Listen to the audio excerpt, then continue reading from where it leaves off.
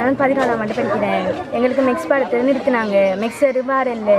அங்கே இருந்த 2 டீச்சர்ஸ் மாதிரி படிப்பிப்பாங்கன்னாங்க. அவங்களும் படிப்பீங்கன்னு சொன்னால் அவங்களும் படிப்பிக்க மாட்டாங்களாமன்ட்டாங்க. சேரை கொண்டு வாங்கன்னு சொன்னால் சேரு சொல்கிறாரு. சேரை 2 நாளைக்கு தான் வைக்கிறாங்க. 3 பாட வேலை தான் எடுக்கிறாரு. அதை கேட்டால் சொல்கிறாங்க உங்களுக்கு 1 கிலோமீட்டர் 3 பாட வேலை தானே நடக்குது, 2 நாள் எடுத்தாலும் உங்களுக்கு 6 பாட வேலை சரியாக தானே நடக்குது கேட்குறாங்க.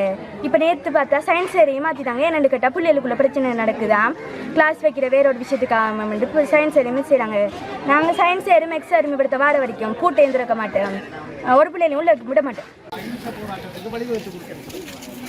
எங்களுக்கு பெரிய வேலை இத்தனை வருஷ காலமாக முன்னேற்றம் அடைஞ்சு வர ஒரு பாடசாலை.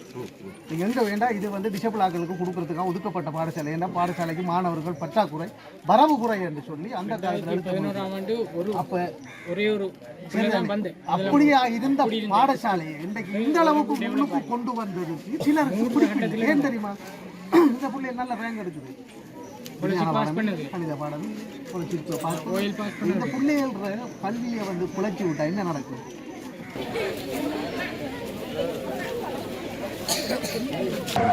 இதுல அடிமுடிப்பட்டதுல வந்து பிள்ளைகள் சொல்றாங்க என்னன்னு சொன்னா, அந்த அடிச்ச பொடியங்கிற பேரண்ட்ஸும் தங்களை வந்து அடிக்க வந்தது. இவங்க சொல்றாங்க நாங்கள்லாம் அப்படியெல்லாம் போகல, எல்லாம் கேமரா இருக்கு, ஆதாரங்கள் இருக்கு, அதுகளை அவங்க இது செய்யலாம். என்ன பிரச்சனைன்னு சொன்னா, இதுவரை காலம் இந்த பள்ளிக்கூடத்தில் இப்படியான பிரச்சனை நடந்ததில்லை.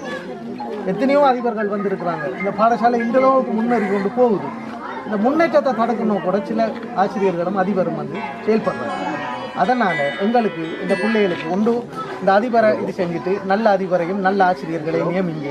அப்படி இல்லைன்னு சொன்னாலும் பிள்ளைகளுக்கு நீங்கள் டிசியை தாங்க, நாங்கள் வாங்கிட்டு வந்து வேறு ஸ்கூலில் சேர்த்து படிப்போம். என்ன வேறு ஒன்றும் செய்யலாம். ஒரே நாங்கள் பிள்ளைகளோட முரண்படுத்த இன்னொரு 3-4 மாதம் தான் இருக்குது படிப்பு. இப்போ நாங்கள் வந்து டீச்சர்ஸ் வந்து எங்களை 11ஆம் ஆண்டு டீச்சர் வந்து பெற்றோரை கூப்பிட்டு சொன்னால் ஒரு மீட்டிங் கொண்டு போட்டவர். என்னத்துக்காகன்னு சொன்னால் நாங்கள் பிரத்யேக வகுப்பு பாடசாலையிலே செய்வோம், அது நாங்கள் நடத்துகிறோம். ஆனால் ஒவ்வொரு பெற்றோர் வந்து எங்களுக்கு பாதுகாப்பு தரணும். அப்போ நாங்களும் பெற்றோர் ஓமுன்னு சொல்லி கழிச்சு கொண்டு இருக்கோங்கள அதிபர் வந்து கேட்குறேன். என்கிட்ட கேட்காம 6 கூட்டம் போட்டேன். இது என்ன கூட்டம்? டீச்சர் பெற்றோரை கூப்பிட்டு இப்படி ஒரு சம்பவம் செய்வோம், ஒரு கிளாஸ் நடத்துவோம், அது குற்றமாக. அதை போய் 10ஆம் ஆண்டு டீச்சர் ஒரு ஆள், 10ஆம் ஆண்டில் படிக்கிற பேரண்ட்ஸ் ஒரு ஆள் வந்து 10ஆம் ஆண்டு பேரண்ட்ஸ் கிளாஸ் சம்பந்தம் 11ஆம் ஆண்டு 10ஆம் ஆண்டு பேரண்ட்ஸ் பொலிசில் போயிட்டு சொல்லிக்கா அங்கே என்ன பிரத்யேக வகுப்பு எல்லாம் இரவையில் கிளாஸ் வைக்கிறாங்க, பொம்பளை பிள்ளைகளை தடவை போகிறாங்க. இதெல்லாம் கிடையாது. 11ஆம் ஆண்டு பிள்ளைகளை கிளாஸ் நடத்துறதில்ல, 10ஆம் ஆண்டு பிள்ளைகளுக்கு பெற்றோருக்கு என்ன சம்பந்தம்? அவங்களுக்கு சம்பந்தம் இல்லை, அது கைக்க வேண்டிய அவசியம் இல்லை. அப்போ இதில் வன்முறை எங்கே தூண்டப்படுகின்றத பாருங்க. இது வந்து பிள்ளைகளை கடைச்சா எல்லாம் செஞ்சு பிள்ளைகளை இப்போ வன்முறை தூண்டுறதுங்க. இன்றைக்கு பிள்ளைகள் படுமோசமான நிலைமையில் போய் இன்றைக்கு பள்ளிக்கூடத்தில் பிரச்சனை பண்ணி நம்மளை அடிப்பண்டி அப்படி இப்படின்னு சொல்லி பிரச்சனை பட்டு கொண்டு இருந்தாங்க. இந்த பிள்ளைகளை முன்னே கூப்பிட்டு கேளுங்க. நான் அவங்களை கூப்பிட்டு காய்ச்சி நமக்கு சண்டை செஞ்சிடல, நீங்கள் வளரும் சமுதாயம், நாங்கள் எவ்வளோ போராடி இருக்கிறோம், எவ்வளோ கஷ்டப்பட்டுருக்கிறோம் இந்த சமுதாயத்தை கொண்டு வரது. அதனால் நீங்கள் அப்படி உங்களுக்கு நான் துணை நிற்கிறேன். நீங்கள் உங்களோட போராட்டத்தை வந்து சொந்தமான முறையில் நடத்துங்க. பாராதிகாரிகளோட நாங்கள் உங்களுக்கு சார்பாக கதைக்கிறோம். உங்களோட பிரச்சனையில் நீங்கள் முன்வைங்க. உங்களுக்கு எவ்வளோ பிரச்சனை வந்தாலும் நாங்கள் முன்னிப்போம்னு சொல்லி வாக்குறுதி கொடுத்து வந்திருக்கிறோம். 7 வருஷமாக எந்த ஒரு பிரச்சனையுமே இங்கே நடக்கல. என்னட்டு 5 ரூபா படி ஒரு பிள்ளைக்கு காசு தர சொல்லி ஒரு மாதம் 15,000 ரூபா தர சொல்லி நான் 35,000 கொடுத்துருக்கேன். அது நன்கொடண்டு தான். ஒரு ரிசிப்டில் 2 பேர் போட்டு எழுதியிருக்காங்க, ஒரு ரிசிப்டில் 2 அக்காட பேர் போட்டு எழுதியிருக்காங்க. நன்கொடண்டு தான் எழுதி வாங்கி எடுத்தவங்க. 5ஆம் மாதம் 10க்கும் 11க்கும் கொடுத்த காசு 62,000 ரூபா ஒரு டீச்சர்மாருக்கு தெரியாமல் தர சொல்லி சொன்னவர் அதிபர். நான் அதை கொண்டு போகல. அதிபர் என்ன கிட்ட கேட்டவர், யார்கிட்ட பரடிச்சேன் என்று கேட்டவர். அது எனக்கு சரியான கவலை சார். எனக்கு இங்கே சாப்பாடு கொடுக்க பயமாக கிடக்கு பிள்ளைகளுக்கு. என்னையாவது நடந்துருமோ உண்டு. விசாரணை ஆரம்பிக்கும் சரியானே, முதல்ல இருந்து ஆரம்பிக்கிறேன் விசாரணை சரியா. அதுக்கு நான் சோனல் டிரெக்டர் ஊடாக ஒரு குழு ஒன்று அமைச்சு இந்த ஸ்கூலில் நடந்த விடயங்கள் எல்லாத்துக்கும் தனி விசாரணையை மேற்கொண்டு யார் தவறு இழைத்தனா அவங்களுக்கு எதிராக நாங்கள் நடவடிக்கை ஆளுமின் மடை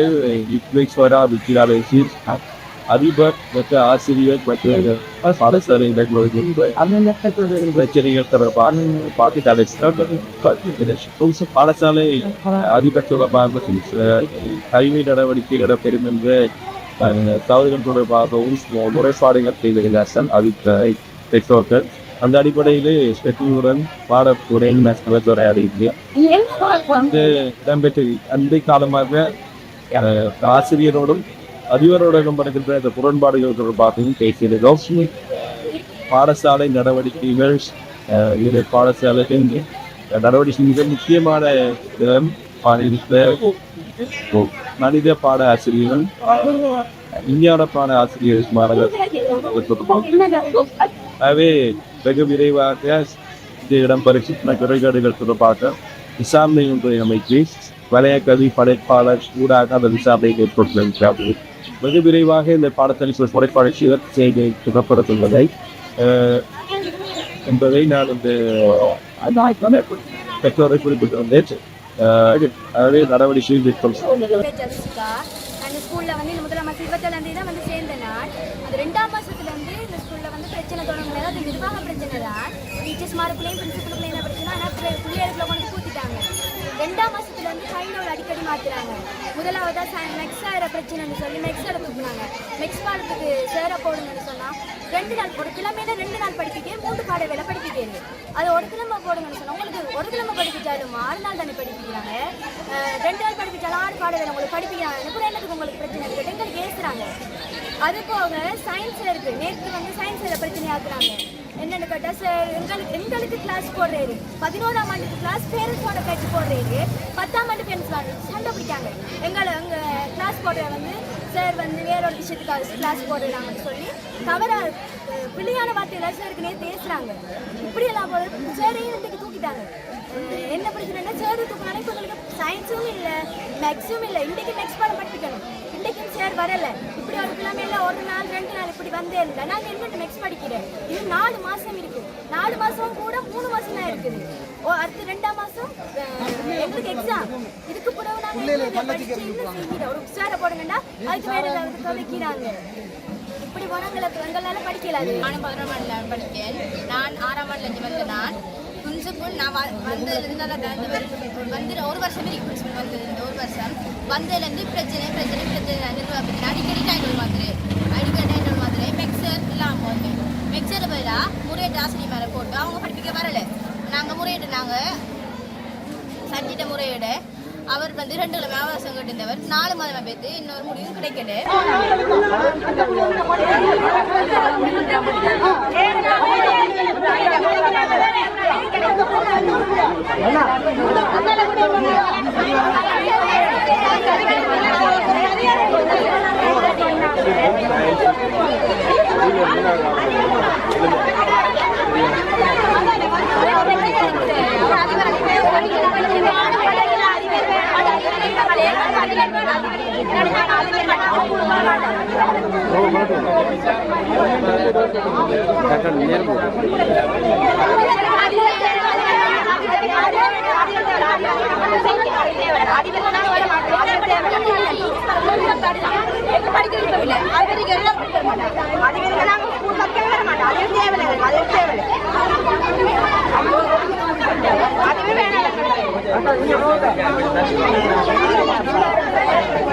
சேர்ந்த உத்தியோகத்தரை வலய கல்வி பணிப்பாளர் மாற்றவும் மேலா போடவும் மேலா.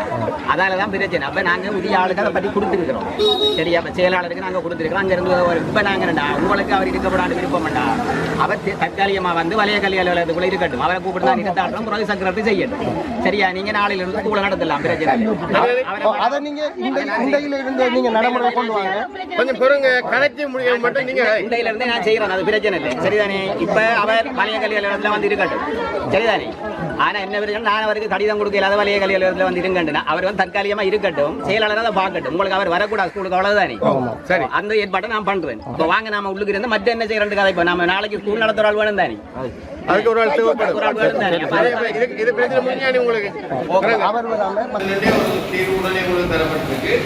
ஆகவே உங்களுடைய தினகரன் ரவி அவருடைய பேர் வலய கல்வி பணிப்பாளர்